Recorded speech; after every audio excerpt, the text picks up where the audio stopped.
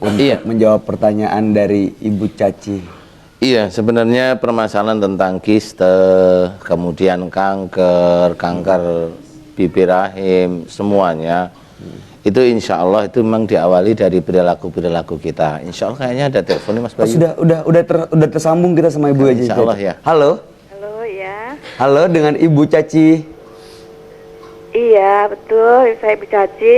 Oh iya, oke. Ibu langsung dijawab oleh Ustadz Dani ya Bu ya. Oke, Iya siap. Iya, Ibu Caci. Ya, assalamualaikum Pak Ustadz. Waalaikumsalam warahmatullahi wabarakatuh. Jadi kalau ada endometrioma, kiste, itu sebenarnya diawali dari Ibu Caci yang sering jengkel walaupun disimpan itu kepada suami atau kepada orang tua, tapi kalau orang tua jarang ya, rata-rata pada suami biasanya. Ibu Caci memang sering nggak jengkel sama suami walaupun dipendam jengkelnya Ibu? Iya sih, Ustadz. Iya. Sejak kapan jengkel itu terus menerus Ibu pendam itu sejak kapan Ibu? Sejak pengantin baru apa? Masa ada jengkel-jengkelan Pak? Iya, habisnya apa ya? Emang ini banget sih ya, suami saya nggak sabaran. Halo. Jadi ya bawaannya kesel gitu ya. Oh gitu. Ya udah, Ibu Caci, insya Allah saya akan memberikan gambaran bagaimana cara menyembuhkan endometrioma itu dengan akhlak ya. Coba mulai sekarang Ibu Caci jangan ada jengkel kepada suami. Kalau ada masalah, mohon Ibu Caci dirembuk, dibicarakan dengan suami dengan baik, ya, dibicarakan dengan suami, jangan jengkel, lakukan terus menerus. Kemudian jangan lupa, jangan tinggalkan sholat 5 waktu, jangan tinggalkan baca Al-Quran. Kalau bisa ditambah dengan sholat sunnah tahajud, banyak mohon ampun kepada Allah Ta'ala, khususnya yang berhubungan sering jengkel kepada suami walaupun disimpan, dan mohon kesembuhan. Mudah-mudahan kalau Ibu Caci itu serius dalam memohon kepada Allah Ta'ala, Allah akan memberikan kesembuhan pada endometrioma Ibu Caci. Amin. Amin. Jadi intinya kita harus sabar ya Ustadz yang ada. Iya, bukan diam, sabar. Sabar itu kalau ada masalah dirembuk, didiskusikan, itu sabar, tapi tidak dengan marah. Tapi kalau Ibu Caci diam tapi nyimpen jengkel, itu tetap namanya jengkel, jadi bukan sabar. Iya, itu akan jadi penyakit. Insya Allah paham ya? Ustadz ya. Ya, sama-sama Ibu Caci. Terima kasih. Waalaikumsalam warahmatullahi wabarakatuh. Oke. Emang nggak gampang ya Pak Ustadz? Pak Ustadz selalu membahas jangan jengkel, jangan jengkel. Pak Ustadz pernah jengkel gak tapi? Nggak tahu saya. Lah yang tahu kan orang lain. Gimana Pak cara Pak Ustadz untuk menahan rasa jengkel, rasa marah? Sebenarnya memang ada cara menanggulangi jengkel atau marah itu. Pertama begini. Pertama kita harus menyadari yang ada di depan kita itu itulah ujian. Ujian. Jangan merasa kita direndahkan. Jangan merasa kita direndahkan harga diri kita. Jangan merasa kita dilecehkan. Jangan merasa kita dirugikan. Pokoknya kita merasanya begitu. Karena kalau kita sudah merasa seperti itu, kita itu sombong nanti munculnya. Tapi kalau mamanya dilecehkan orang, ya sudah biarin aja. Kenapa? Memang kita diminta oleh Allah Ta'ala untuk senantiasa rendah hati. Jadi dilecehin biarin aja. Intinya itu. Kemudian kalau dimarah, dimaki, didolimi, doakan dia selamat dunia akhirat, doakan. Bukan ketabrak beca gitu. Nggak boleh. Nah, itu bukan doa orang muslim, tapi itu doa orang jahiliyah sebenarnya. Jadi doa orang muslim mengacu pada Quran. Wa idza khatabahumul jahiluna qalu salamana. Jika engkau disapa oleh orang jahil, qalu salama, katakanlah dengan penuh keselamatan. Berarti siapapun orang yang dia akan menjadi mutakin, kalau dia didolimi oleh orang lain malah mendoakan.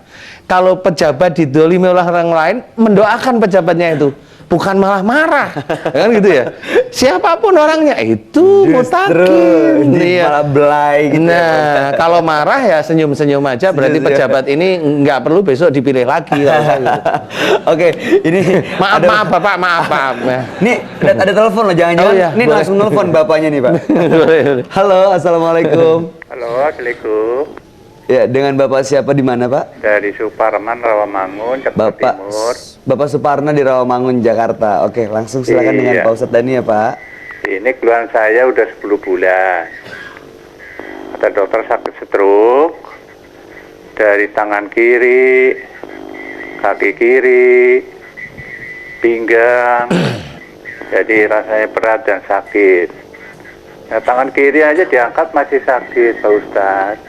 Oh gitu. Jadi saya mohon pertolongan supaya sembuh gitu, Pak Ustadz. Oh iya, alhamdulillah. Itu aja Bapak. Bapak siapa namanya? Suparna. Ya, mohon pertolongannya dengan Pak Ustadz. Oke. Insya Allah Pak Suparman ya. Iya, Saya baik. kalau Pak Suparman tadi mohon pertolongannya lewat saya, walaupun yang menolong nanti Allah Ta'ala ya. Amin. Saya gantian, saya juga mohon Bapak itu jangan sering marah walaupun disimpan. Iya. Iya. Iya Iya. betul apa iya? Ya, saya rubah. Akan Ya. dirubah. Oh iya, Marah. insya Allah Bapak tahu maksud saya kan? Insya Allah saya. Bapak maaf ya, Bapak sering kalau punya keinginan tidak terpenuhi, jengkel, marah walaupun disimpan. Iya. Atau Bapak punya istri galak, saking galaknya Bapak jengkel, nggak berani ngomong. Pilih yang mana Pak? Pilih yang mana? Ya, yang penting saya nggak mau marah. Karena pengen sembuh gitu. Ya. Oh enggak, Gitu. kemarin. Kemarin. Yang kemarin itu istrinya terlalu baik atau Bapak punya keinginan tidak terpenuhi marah atau Bapak istrinya lebih galak daripada Bapak sehingga Bapak itu takut. Diem aja jengkel. Bapak milih yang mana ini yang sehari-hari? Ya, milih ya supaya istri saya jangan marah. Supaya artinya sama-sama inilah namanya kita orang Oh, rumah gitu. tangga, Sama-sama. Maksud Bapak itu istri Bapak juga agak galak dikit gitu maksudnya? Iya, betul. Oh, jadi ketahuan masih takut ini Bapak ini ya. Iya. Nggak apa-apa, Bapak paling istrinya senyum-senyum aja. Iya. Tidak apa-apa. Intinya saya juga mohon Bapak sama Ibu cobalah saling pengertian. Jadi Iya. jangan terlalu galak ya. Makanya tadi kita bercerita ada poligami, ada nikah siri, ada Iya. perceraian. Itu karena keluarga itu nggak ngerti mau kemana. Nah, Iya, salah satunya itu adalah bahwa banyak sekali ketidaktahuan inilah yang menjadikan jengkel yang terus menerus, Iya. sehingga menjadikan Bapak tidak mampu dan stroke. Iya. Kurang lebih begitu. Oke, jadi harus lebih sabar Iya. supaya nggak jengkel lagi. Jangan jengkel lagi deh Bapak ya. Iya, saya nggak Insya Allah, bercanda. Iya. Insya Allah bisa sehat lagi ya Pak Suparman Iya. ya. Iya. Oke, terima kasih Pak Suparman. Mudah-mudahan cepat sehat. Iya. Jangan tinggalkan sholat, jangan tinggalkan baca Quran, hargai istri, doakan istri yang baik, menjadi Iya. istri solehah. Jangan lupa tambahin sholat sunat tahajud, mohon ampun pada Allah Ta'ala dan mohon kesembuhan ya Pak. Dan Iya. satu lagi tetap nonton Bengkel Hati ya Pak. Iya. Oke, terima kasih Pak Suparman. Oke, mungkin ada penelpon lagi nanti akan segera dijawab. Tapi sebelumnya saya mau balik lagi nih dengan Ustadz Danu nih. Tadi kan Iya. kita di awal ngebahas soal poligami, tentang pernikahan, tujuan hidup, salah satu tujuan hidup lah ya Pak Ustadz ya. Nah, ini mungkin mewakili pertanyaan dari ibu-ibu nih di rumah. Tadi yang mungkin belum tersampaikan. Gimana caranya supaya suami saya tidak poligami? Nah, itu pertanyaan sangat bagus sekali sebenarnya. Jadi bukan permasalahan adu debat di TV ya, sehingga kelihatan orang Islam itu kok kelihatan malah berantem semua. Padahal sudah jelas di dalam Al-Quran jelas, mau santai aja. Cuma gimana caranya tidak poligami? Ayolah umpamanya yang bapak-bapak yang duduk di negara sebagai seorang negarawan yang mau jadikan undang-undang perkawinan silahkan, tapi yang baik-baik kan gitu ya. Kita juga sama, kalau kita itu maunya nikah aja ini juga pertanyaan. Ini kenapa nih? Iya, karena saya pernah ditanyain sama jamaah, Ustadz, saya itu pengen nikah karena maaf, ini maaf sekali saya terangkan karena ini sehari-hari, karena nafsu saya itu besar katanya, Daripada nanti bikin dosa. daripada bikin dosa gitu. Kalau saya gampang jawabannya, kalau nafsunya besar Biari aja. bukan puasa saja, jadi biar lemes kan gitu ya. Nggak makan ya lemes, Pak ya, Ustadz. satu hal ibadah kan gitu. Satu hal lagi memang tidak punya, karena sebenarnya nafsu itu menurut orang-orang yang pinter, seorang psikolog ya, ini saya cerita, itu dibangkitkan oleh otak kita. Oleh otak kita sebenarnya. Jadi otak kita kalau mamanya, maaf ya, kalau melihat seorang wanita yang cantik kemudian ini mikir, ya sudah Jadi. muncul jadi itu. Nah, itulah Timbul rasa itu ya, Pak. iya. Kemudian salah satu hal tadi bagi ibu-ibu, jangan terlalu mengekang suami kalau suaminya memang sudah baik. Jangan curiga. Jangan sering buka HP ya. Baik aja dicurigain. Baik Gimana aja nggak baik? dicurigain. Nggak baik sudah cerai kali ya. Maaf. Ini maaf ya. Jadi janganlah curiga pada suami yang sudah jelas baik, kan gitu ya. Ridhokan, istilah ridhokan suami itu dalam mencari rezeki. Doakan suami itu dilindungi oleh Allah. Termasuk dilindungi oleh Allah itu, termasuk suami itu matanya tidak kemana-mana kalau melihat seorang wanita, kan gitu ya. Jangan ditelepon sehari itu 50 kali gitu, jadi udah pusing. Cuma mau nanya, udah makan belum? Iya, nanti kalau nggak diterima SMS marah. Nah, janganlah ya, jangan berani dengan suami dalam arti kalau dinasehatin, diberi nasihat, jangan dilawan, terima dengan lapang dada. Ini menjadikan suami tenang nantinya. Saling menghargai. Saling dan menghargai. percaya mungkin gitu ya, Iya. Pak Ustadz ya. Kalau suami yang nakal-nakal, agak nakal maksud saya, agak nakal pingin nikah lagi, saya mohon, walaupun saya tidak begitu ini, mohon aja tanya sama istrinya, boleh ndak nikah lagi, silakan. Lah. Ya pasti ndak boleh ya. Loh, tapi ini kan cara, ini kan Ya, cara, iya sih. Tapi jawabannya udah ketahuan gitu, Pak Ustadz. karena cara ini adalah tidak mendolimi istrinya, kan begitu ya. Jadi cobalah tanya pada istrinya, boleh tidak. Nah, itu kan cara-cara Islami, kan rembukan. Iya, Kalau iya, ada masalah, kita musyawarah wasyawirhum fil amr, termasuk musyawarah dalam kalau kita itu mau mamanya punya keinginan nikah, musyawarahkan. Supaya mencari yang terbaik ya, Pak Iya, Ustadz, kalau ini sebelum ada penelpon yang sudah berhasil menghubungi. Oke, sebelum kita tutup acara mungkin kita angkat satu penelpon terakhir kali ya. Oke, halo, assalamualaikum. Halo. Halo. Ya, assalamualaikum Ibu. Waalaikumsalam. Dengan Ibu siapa dan di mana? Ibu Aziza di Ciledug. Oke, mau langsung bicara dengan Ustadz Danu, silakan Ibu. Iya. Assalamualaikum Pak Ustaz. Waalaikumsalam warahmatullah. Saya ibu rumah tangga Pak Ustaz. Dengan 3 anak. Masalah saya yang saya ingin minta saran dari Pak Ustaz. Masalah hati Pak Ustaz. Hati. Ibu. Ya, hati saya gimana kalau menerima melihat suatu ini penyakit gitu, kayaknya udah was-was, cemas gitu Pak Ustaz. Belum lama saya menemukan anak saya di kaki kanan tuh ada benjolan. Umurnya putri atau putra ibu berapa? 5 tahun Pak Ustaz. 5 tahun ya, yang terbesar ya. Terus? Yang paling kecil ini 5 Oh, tahun. yang paling kecil. Yang paling besar, Bu? Iya, yang paling besar 1 SMA. Umurnya tapi lupa. Umur 15. 15. Oke. 15 dan 5 tahun. Silahkan Bu. Ya, Ibu silakan intinya Iya, mungkin. kalau itu kaget Pak Ustaz, saya ngelihat benjolan itu langsung udah pikiran saya yang negatif gitu Pak Ustaz, udah cemas, takut apa. Nah, setelah saya bawa ke dokter, waktu pertama itu saya takut bawa ke dokter. Saya pikir nanti ada kelainan tulang atau bagaimana, nanti dioperasi gitu.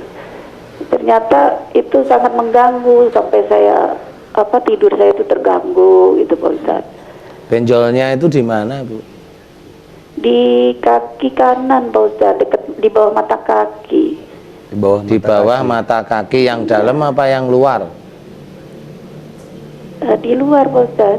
Oh, yang di luar ya? Ya setelah saya konsul ke dokter, katanya itu kelenjar. Oh ya ya ya ya ya. Insya Allah saya paham. Itu aja Ibu. Iya, jadi saya mohon itu saran nasihat dari Pak Ustadz, bagaimana nih supaya hati saya ini supaya tenang gitu Pak Ustadz dalam menghadapi satu masa, terutama penyakit Pak Ustadz. Saya sangat kaget kalau melihat ini yang udah kedua ini Pak Ustadz. Ini Dulu udah juga kedua pernah ya. seperti itu. Oke, saya akan menjawab ya Ibu. Kalau ada benjolan di sebelah mata kaki luar, di bawah mata kaki sebelah kanan, itu sebenarnya berhubungan dengan permasalahan keluarga.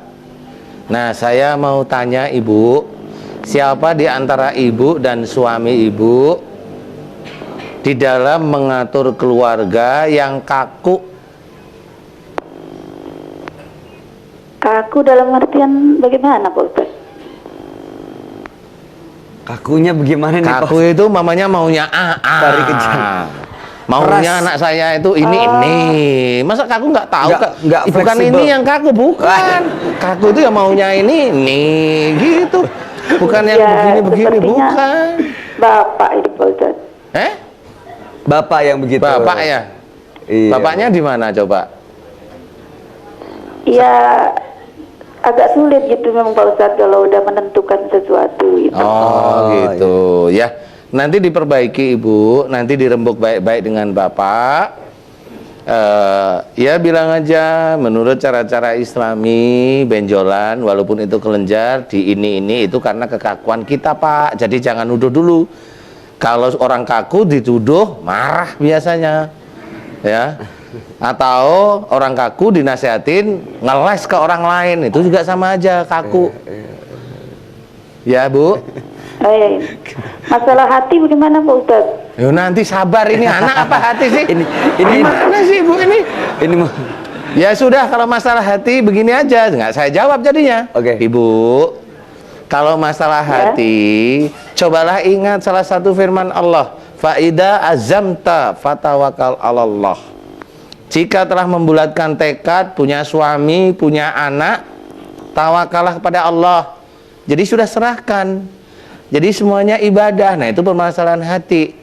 Kalau permasalahan sakit, orang bisa menceritakan, carilah orang yang memang jago dalam sakit. Bisa aja beliau saudara kita yang di dokter rumah sakit, beliau jago-jago dalam sakit. Jadi kalau ibu takut, ya sudah serahkan pada Allah Ta'ala. Itu permasalahan hati. Oke, mudah-mudahan. Begitu ya Bu? Mudah-mudahan bisa menjawab pertanyaan. Bapak. Iya. Oke, terima kasih. Mudah-mudahan manfaat. Terima kasih. Iya. Mudah-mudahan cepat sehat juga Waalaikumsalam anaknya Ibu. warahmatullahi. Waalaikumsalam.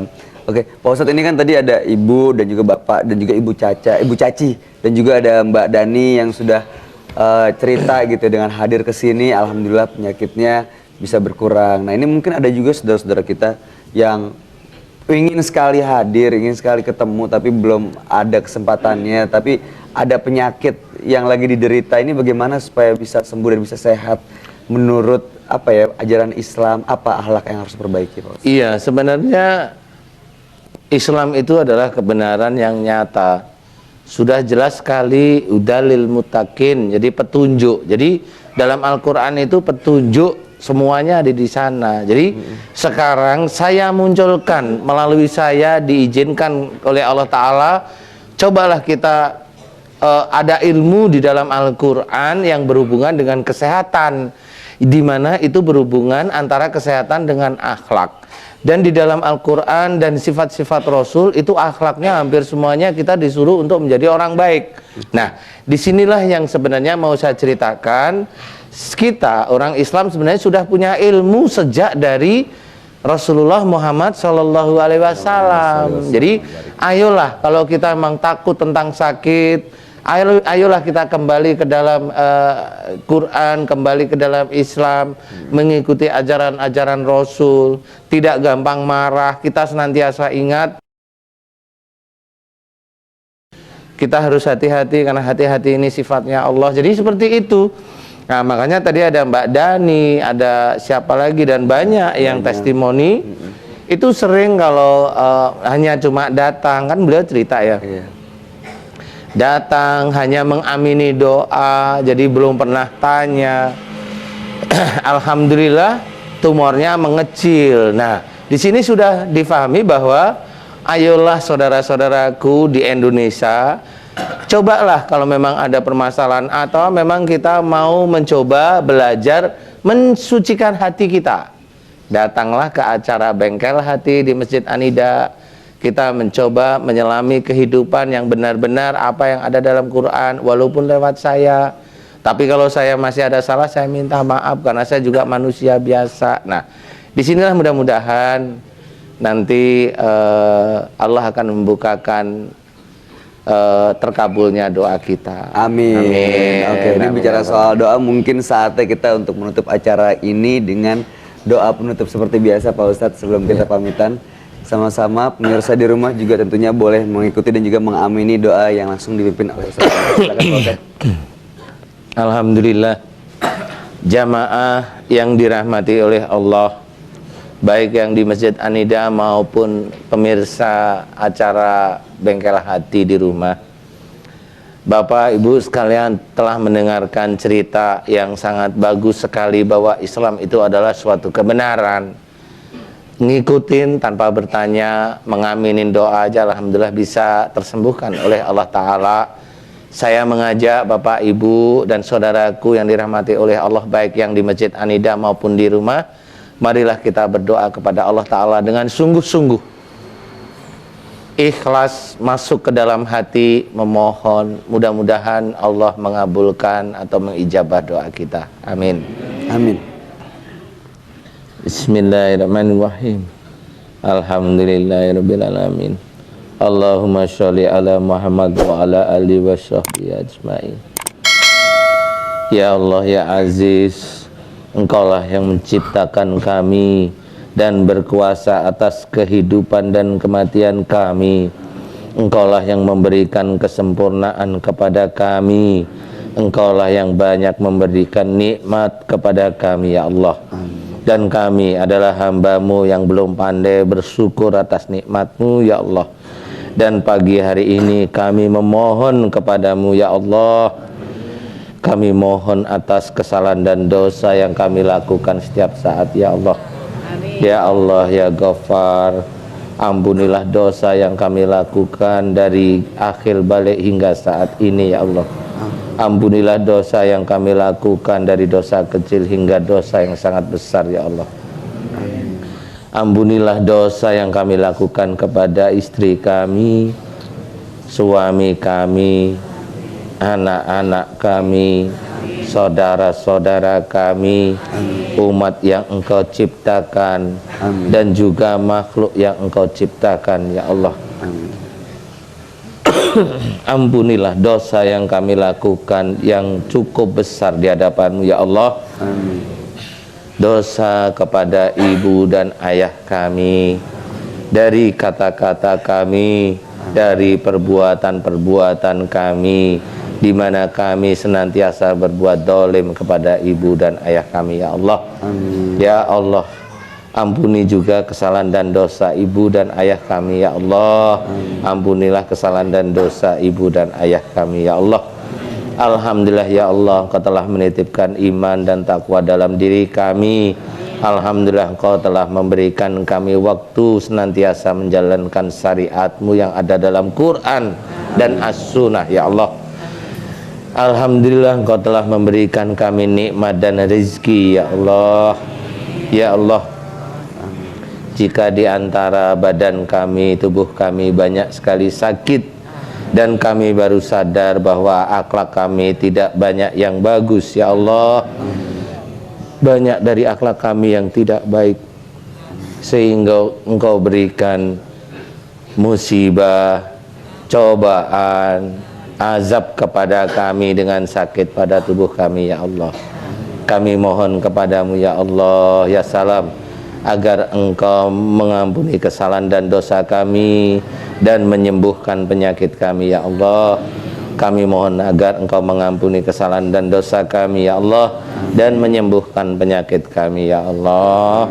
Dan kami mohon juga kepadamu ya Allah, jika di antara anak-anak kami ada yang sakit, karena kesalahan dan dosa-dosa kami orang tuanya. Kami mohon ampun kepadamu ya Ghaffar. Kami mohon ampun kepadamu ya Allah. Dan kami mohon agar Engkau memberikan kesembuhan pada anak-anak kami ya Allah. Engkau memberikan kesembuhan pada anak-anak kami ya Allah, agar kami lebih sujud kepadamu ya Allah. Ya Allah, jauhkanlah kami dari godaan setan yang Engkau kutuk. Jauhkanlah kami dari amarah-amarah kami. Dekatkan kami dengan kesabaran-Mu ya Allah. Dekatkan kami dengan orang-orang yang soleh. Dekatkan kami dengan orang-orang nantinya Engkau muliakan di sisi-Mu ya Allah.